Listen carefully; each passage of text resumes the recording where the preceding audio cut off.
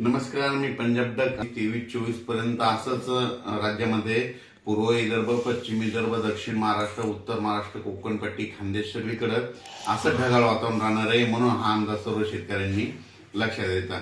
त्याच्यानंतर राज्यामध्ये काय होणार आहे, 27, 28, 29च्या दरम्यान राज्यात थोडं पावसाचं वातावरण तयार होणार आहे, म्हणून हा अंदाज लक्षात द्यायचा। सांगायचं झालं तर मग ते पाऊस थोडंफार उत्तर महाराष्ट्राकडे देखील थेंब येण्याची शक्यता आहे, म्हणून हे देखील पूर्वकल्पना म्हणून अंदाज सर्व शेतकऱ्यांनी लक्षात द्यायचा। राज्यातल्या सर्व शेतकऱ्यांना सांगू इच्छितो की हे ढगाळ वातावरण वेलवर्गीय पिकासाठी खूप चांगलं आहे। त्याच्यानंतर तुम्हाला एक सांगू इच्छितो की हरभऱ्याला फुलं लागण्यासाठी देखील खूप चांगलं वातावरण आहे, म्हणून हे देखील लक्षात घ्यायचं। पण ह्या वातावरणामध्ये काय होणार, ढगाळ वातावरण राहत असल्यामुळं राज्यामध्ये धुई धुकं देखील राहतं। धुई धुक्यामुळे काय होतं की द्राक्ष बाग, डाळिंब शेतकऱ्याचं अतोनात खूप नुकसान होतं, म्हणून ही अंदाज सर्व शेतकऱ्यांनी लक्षात द्यायचा। कर्नाटक, नेपाळीचं त्या भागातल्या शेतकऱ्याला, तंबाखू काढणाऱ्या शेतकऱ्याला सांगू इच्छितो की राज्यामध्ये आणखीन 26 तारखेपर्यंत असं ढगाळ वातावरण राहणार आहे, म्हणून हा अंदाज लक्षात घ्यायचा। पण 28-29 दरम्यान राज्यात वातावरण थोडं खराब होणार आहे, बिघाड होणार आहे, म्हणून हे अंदाज सर्व तंबाखू काढणाऱ्या शेतकऱ्यांनी सर्व शेतकऱ्यांनी लक्षात घ्यायचा।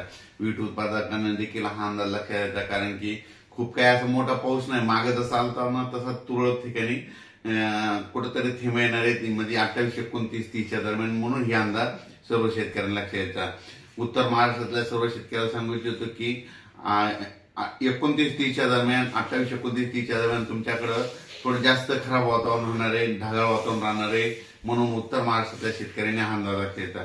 मग हे वातावरण कशामुळे खराब होणार आहे त्याचा एक मला कल्पना देतो। काय झालं की वेस्टर्न डिस्टर्ब WD काय झालं, गुजरात, राजस्थान, पंजाब, हरियाणा, मध्य प्रदेश, उत्तर प्रदेश, तिकडे काय होणार आहे आता ह्यामध्ये 26 ते 30 दरम्यान, म्हणजे जानेवारीच्या शेवटच्या आठवड्यात त्या 5-6 राज्यामध्ये काही ठिकाणी बर्फवारी होईल, कुठं गारपीट देखील होईल, कुठं मध्य प्रदेशमध्ये, राजस्थान, हरियाणा, पंजाब, उत्तर प्रदेश तिकडे गारपीट होईल। पण त्याचा असर काय होणार आहे, महाराष्ट्राला मग ढगाळ वातावरण राहील आणि तुरळक ठिकाणी मग क्वचित भागामध्ये कुठेतरी थेंब पडतील, म्हणून हा अंदाज सर्व शेतकऱ्यांनी पूर्वकल्पना म्हणून लक्षात घ्यायचा।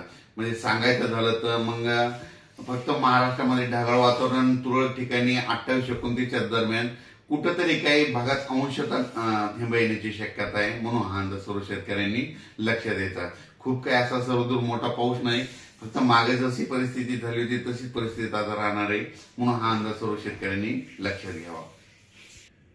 द्राक्ष शेतकरी, डाळिंब शेतकऱ्यांना सांगू इच्छितो की राज्यामध्ये म्हणजे आज 21च्या दुपारनंतर, म्हणजे 21 पासून ते 30 तारखेपर्यंत असं क्लाउडली म्हणजे ढगाळ वातावरण